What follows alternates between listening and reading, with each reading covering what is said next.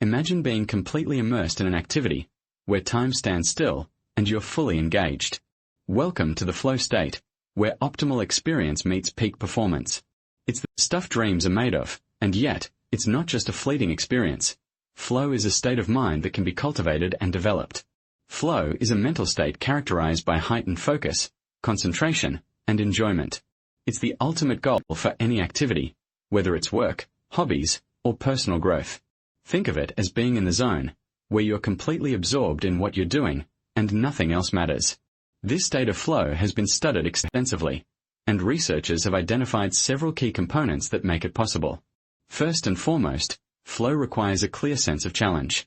You need to be pushed to your limits, but not so much that it becomes overwhelming. This sweet spot is called the optimal difficulty zone, where you're neither too bored nor too stressed. It's the perfect balance between ease and difficulty, and when you find it, you'll know it. To give you a better idea, let's take the example of a musician. Imagine you're a skilled guitarist, and you're about to perform in front of a large audience. If the music is too easy, you'll get bored and disengage.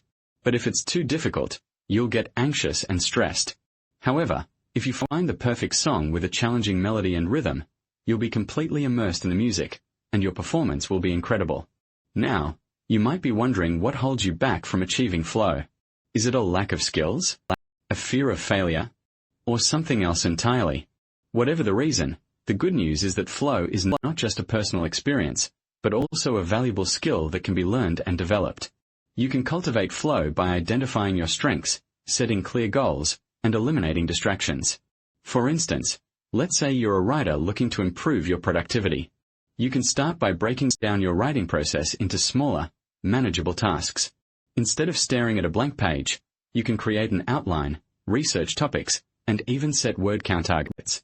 By doing so, you'll create a clear sense of direction and focus, making it easier to stay in the flow state. But what about distractions? We live in an era of endless notifications, social media, and email. It's easy to get sidetracked and lose focus. So, how can you minimize distractions and stay in the flow? One simple technique is to create a dedicated workspace, free from interruptions and distractions. This could be a home office, a library, or even a quiet coffee shop. By doing so, you'll create a clear boundary between work and play, making it easier to stay focused and engaged. Of course, flow is not just about individual effort, it's also about creating the right environment. Think of it as a combination of the right mindset, skills, and external factors. For example, a musician might need a comfortable instrument, a well-tuned amp, and a supportive audience to perform at their best. Similarly, a writer might need a quiet workspace, a reliable computer, and a supportive community to stay motivated. Now, I want to ask you, what's holding you back from achieving flow? Is it a lack of skills, a fear of failure, or something else entirely? Share your biggest challenges in the comments below, and let's explore them together. By doing so, you'll not only get a deeper understanding of the flow state, but also gain valuable insights from your fellow viewers. As we continue our journey into the world of flow, keep in mind that it's not just a personal experience, but also a valuable skill that can be learned and developed. By cultivating flow, you'll not only improve your performance, but also increase your enjoyment and satisfaction. So, let's get started on this journey, and discover the secrets of the flow state. In the next section, we'll explore the role of challenge and skill in achieving flow. We'll look at how to identify your strengths and weaknesses, and how to set clear goals that will help you stay engaged. We'll also examine the importance of feedback and learning, and how to use these tools to improve your performance. So, stay tuned, and let's dive deeper into the world of flow.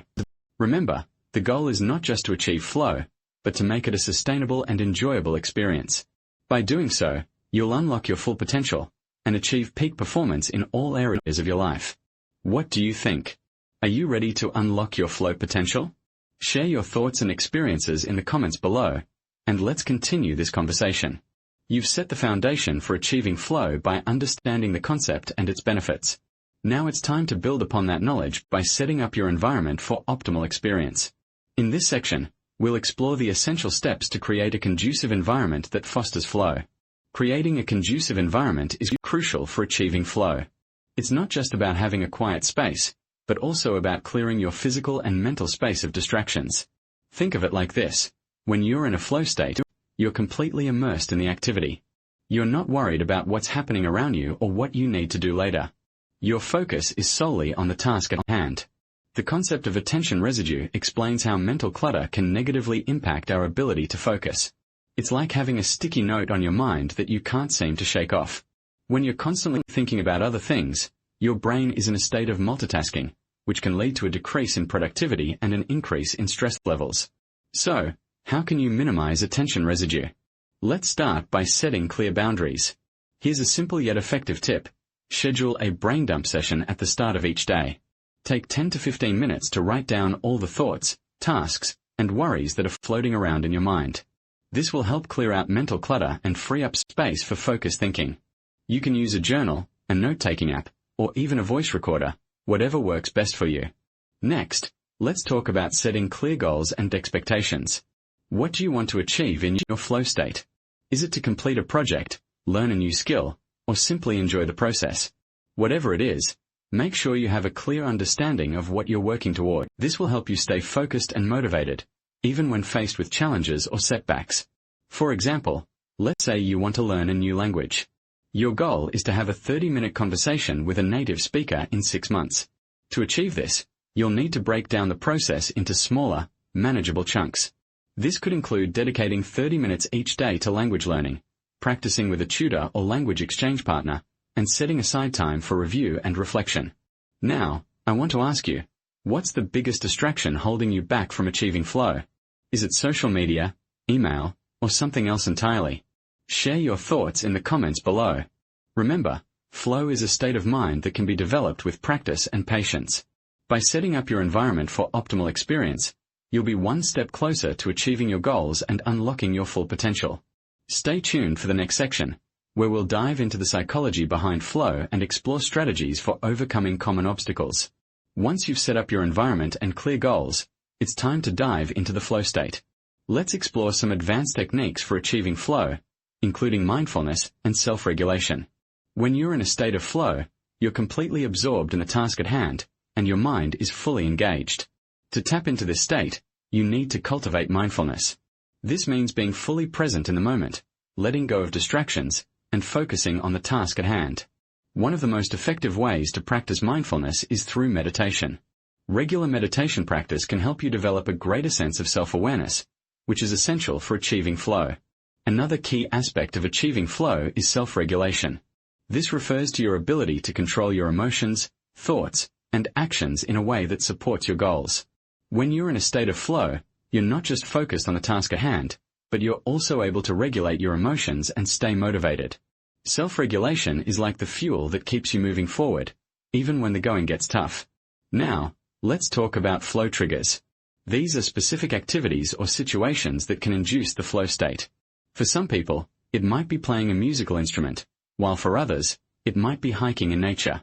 The key is to find activities that challenge you, yet don't overwhelm you. When you're in a flow state, you're completely absorbed in the activity, and time seems to stand still. One of the most effective ways to use flow triggers is to combine them with mindfulness and self-regulation. For example, if you love hiking, try incorporating mindfulness exercises into your hike, such as paying attention to your breath or the sensation of your feet touching the ground. This can help you stay fully present and engaged in the experience. Maintaining flow over an extended period requires strategic planning and self-care. This means taking regular breaks, staying hydrated, and getting enough sleep. It's also essential to set realistic goals and break them down into smaller, manageable tasks. By doing so, you can avoid burnout and stay motivated. As you continue on your flow journey, remember that it's a skill that can be learned and developed with practice and dedication. With persistence and patience, you can unlock your full potential and achieve flow in all areas of your life.